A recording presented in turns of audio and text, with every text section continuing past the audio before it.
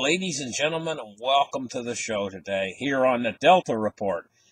Uh, Now, today is, well, it's almost New Year's. It's 27th of February, sorry, 27th of December, 2018. And I mean 19. Where's my head today, for crying out loud? Okay, crypto isn't doing much. Bitcoin and the other cryptos are just drifting along in a very set range. So I want to talk about something else today. I want to talk about survival. Pure and basic. Now, I'm going to tell you what. We live in a very uncertain world right now. The financial system. It seems like this area of space we're going through right now has an awful lot of asteroids and meteors in it. This little area of space we're going through. I don't know why, but there's more than usual amount of near flybys. Giant asteroids just missing the Earth by just a few. Some of them are flying between the moon and the Earth, and it seems like every week there's one flying by us. Seriously, because evidently this area of space we're in is just loaded with these big giant asteroids and meteors. There's a number of things, the world's climate is changing. That can cause disaster, but the financial system is probably one of the biggest threats out there. They've created a massive derivatives overhang, and then we have these things that can happen from the sun. The sun can put out solar flares and knock out our electrical grids and everything else. So we're living in a world where you need to know how to survive, basically. And I'm going to get right into it. First off, your house is your castle. But sometimes, if there's some sort of a scenario come along where the world basically collapses, the people out there are going to be searching for food and water, and they're not going to have any. Now, there's a lot of people have made preparations for this, but have they thought everything through, really, So we're going to take a look at some of this stuff, and I'm going to give you guys some ideas, First off, we're going to take a look at Google Maps, and we're going to start up the charts right here. Now, I'm going to pull out right here, and why I'm pulling out is I want you to see what this is. Let me enlarge the charts a little bit here so you guys can see. This is the United States of America. And, I'm just going to throw a dart at the board. Right kind of in the center of the United States of America, and I'm just going to pick an area, and I'm going to pretend that that's where we live. Let's go down around somewhere, maybe around Tulsa, Oklahoma. It's right in the middle. And what we're going to do is we're going to pretend we're out in the country here, I just picked this at random. I don't know where we're going here. We're going in right here, and we're going to pretend we actually live here, in this area. So what we're going to do now is we're going to switch over on Google Maps from we're going to switch over the mode to satellite imagery of this area now. And so here we are. We're in this little area now. Say you live in this area right here in one of these subdivisions, and your house is here. Well, what you want to do is you want to protect your home, but at the same time, you don't want to be a sitting duck, right? And so, survival, you need a source of water. So pretend you're this guy right here in this house right here. You live in, this is your home. Pretend. I don't know who this place is or what place this is, but pretend that's your home, right? Now, you want to make a camp. You wouldn't want to live in your home. You're a sitting duck. Quite seriously, because your home, unless it's a fortress, and most people's homes aren't. Most people have their bedroom next to a big bay window, and there's sliding glass doors, and there's there's dozens of ways into your home, and your home is, and normally now in the type of world we live in right now, you can just sleep in your bed and you can leave your sliding glass window cracked, and it's not a problem. But if we have some sort of a crisis situation, it might become a problem. So we're going to scout around this home here, and we're going to look for water source. Well, not very far from his home, he's got this creek here. A creek. Now, you look at that as a valuable asset. Now, there's also, if we notice here, just behind his home, not far from his home, just a little ways, it's only a few footsteps from his home, you notice this woods here. There's a line of woods near the bank of the river, and it goes down to the bank of the river here. This Polecat Creek, that's a water source. Now, we see on the other side of the creek here, it's got all kinds of trees, and there's a little embankment area. Now, if we scan out from that, we can see it's not far from the turnpike. Now, it can go down the creek just a little ways, because we can see that his house, and, we can see this as a water source. Now, what can we do about that? Well, best portable water filters, guide and review. And if we look down here, we can see that there's this water filter right here, Sawyer Products Mini Water Filtration System. Right? And we got another one here, the Life Straw for hunting and camping. These devices remove 99% of the bacteria and protozoa from the commonly found water. There's many different devices. This is the Vario water filter. Squeeze water filter right here. Here's a Life Straw water filter bottle, and we have a Survivor Filter Pro. This one looks interesting. It's got a little hand pump on it. It can produce a lot of water. They're saying that it removes 99.9%, and it'll last a long time. It'll work through 100,000 liters of contaminated water. So, going back to this place here, you can see he's got a water source. Now, he could camp down here near his house. Now, how would he camp? Well, this right here. This is how you would camp. And in a camp like this, right, what you would want to do is you want to find a place where you can't be seen. You want to set your camp up, set your tent up every night just at dusk. Not far from your home. And you want to put your tent in a place where it can't be seen, behind some trees, behind some bushes. Find a spot where nobody can even see you, and you set it up when the birds come to roost. That's when you set your camp up. Nighttime, and you don't use any lights. You set it up on the last bit of sunlight so nobody can see you, and you climb inside your tent, you stay inside until the light cracks of dawn. When the light cracks of dawn, and you're hidden in behind the trees and bushes and stuff, you pack your tent up into your kit bag. And it's gone for the rest of the day. It's not there. It's only there just during those hours when the birds are sleeping. So you get up and you sleep with the birds.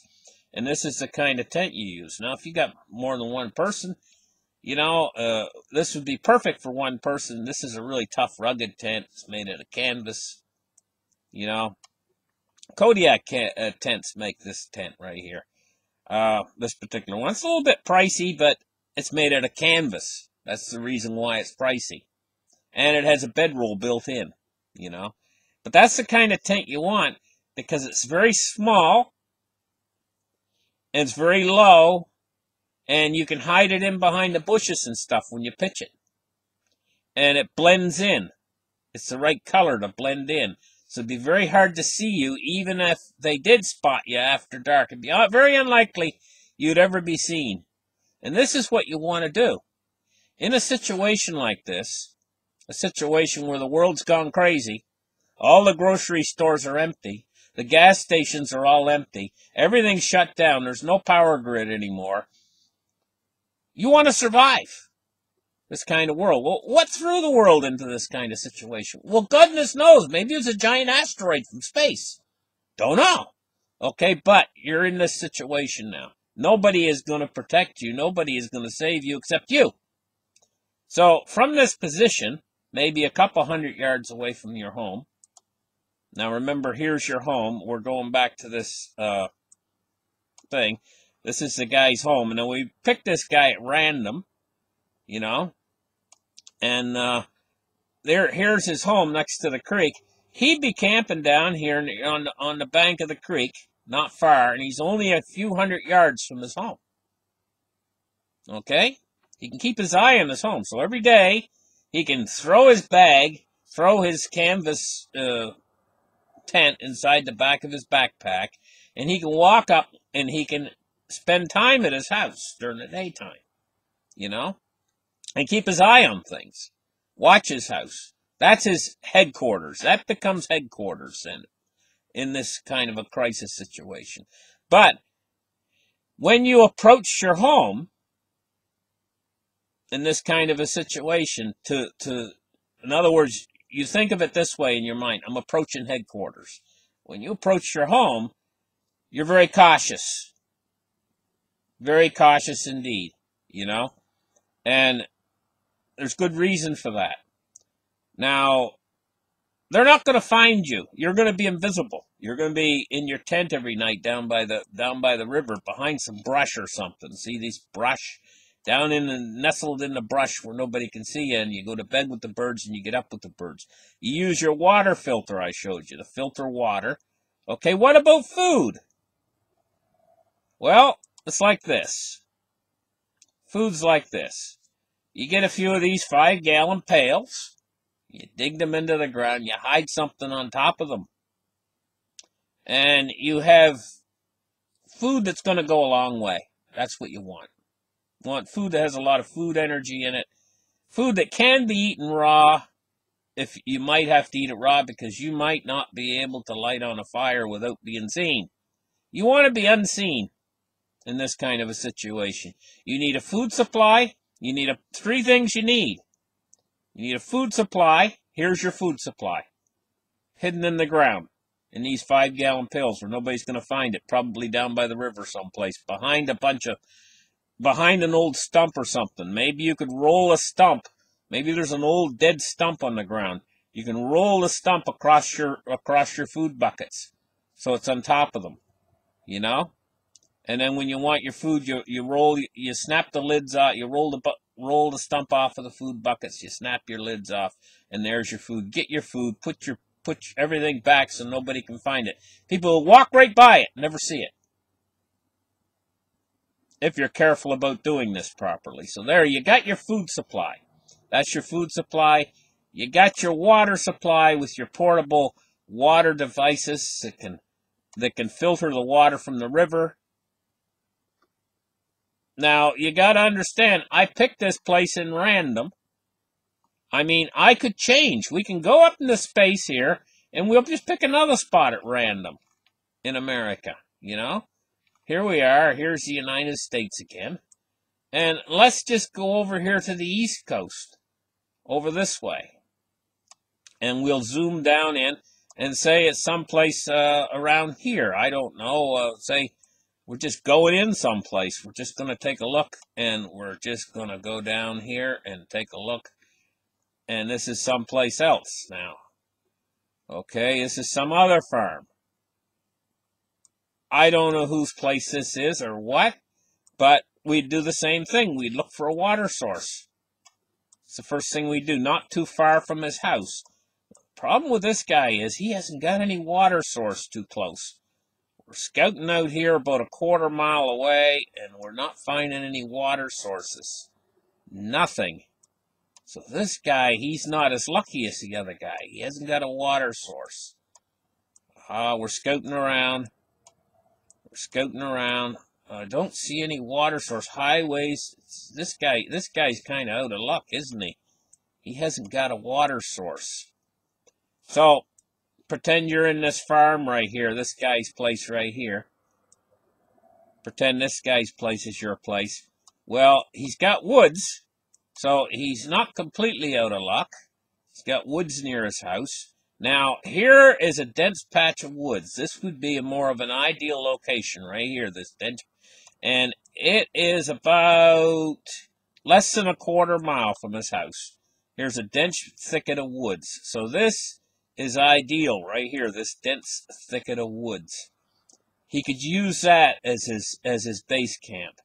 And all he'd really need for water is to set up a tarpaulin in a V shape, you know, in this area of woods, and have some sort of a little bucket or something down at the bottom of the tarpaulin where he could catch the rain in a 5-gallon pail and then use his water purification device. So he'd have to use that for water because there's not many water sources around here. It's ideal if you can have a water source, but it's not absolutely necessary. This is a nice thicket of woods right here that to hide in inside this, and to set up his tent every night in this area of woods, in this thicket. It looks like very thick patch of woods right there. It doesn't look like there's any other homes too close to that particular region, and it's not too far from his home. So that would be a location for this guy, you know. Now, water source, I'm looking out here. I don't see any water sources within a half a mile of this guy's house. So he's not quite as lucky as the other guy. But wait, hold on here. What's this? Cane Creek. Okay, he does have a water source. Cane Creek. Let's take a look at this Cane Creek and see what it is. Doesn't look like much of a creek. It's not very wide. I don't even see it. It's so small. It probably goes dry. Cane Creek. Anyway, so we've checked 2 places here. All across America, there's an awful lot of forested land, and even in areas and subdivisions and stuff, you're going to find places that you can hide in some sort of a world-end apocalyptic scenario, you know. You can find places you can hide. You know, the people that really survive are the people that go unseen. You know, that's the way it works. You know, people that make themselves visible, people that stand up and say, "Here I am," those are the guys that don't make it, you know, in this sort of a thing, you know, this sort of a crisis. But you need 3 things. You need your tent. Now, if you can't get this kind of a tent, you know, this kind of a tent will work. This is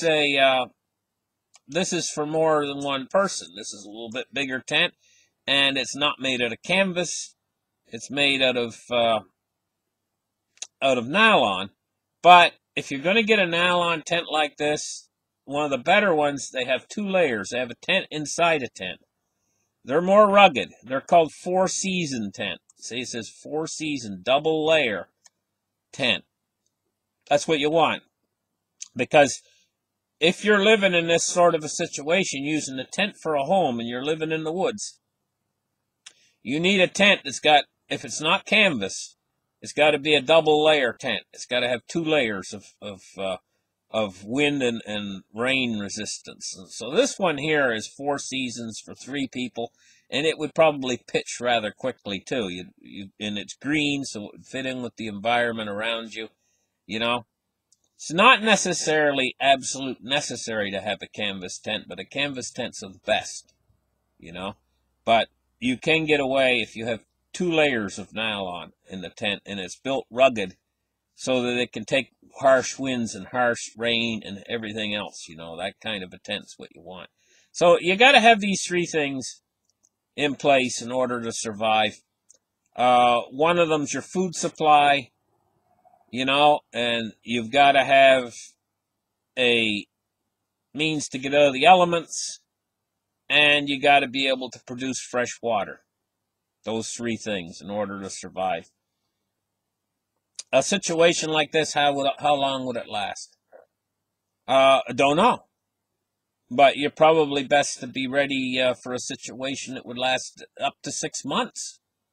You know? It's interesting. But in this kind of a situation, I wouldn't really view my house as my castle anymore. Your house is more of a center for you to stay not too far away from. But I wouldn't, particularly me, if there was a crisis situation like this and the whole world disintegrated into chaos, I wouldn't sleep inside my home. I would sleep not far from my home, and I'd come to my home every day and check on it, make sure everything's okay, but I wouldn't be sleeping right inside my home. I would be sleeping inside a tent someplace not far from my home in a hidden position. You know, that's just me. That's my way of thinking about it. So anyway, I hope this gives you guys some information on this. Give you some ideas, you know. Maybe you're a diehard prepper and been at this stuff for a long time, you know, but you got to think about certain things. I'm not going to get involved in too much into what you want to do to your home during this kind of a crisis situation. In other words, to change your home from a I'm not going to get into that in this show. So it's a long, involved topic. Anyway, so listen, thank you guys for listening. Like and subscribe. Give me a thumbs up. I know it's a little bit of a change, this show, from my regular format, you know. But crypto's not doing anything right now. Boring, you know. And so I got to have subject matter to talk to you guys about. I mean, crypto is just flat right now. So I got to have stuff to talk to you guys about. And I think that this is an important topic. Thank you guys for listening. Give me a thumbs up. We'll catch you guys in the next show. Bye-bye.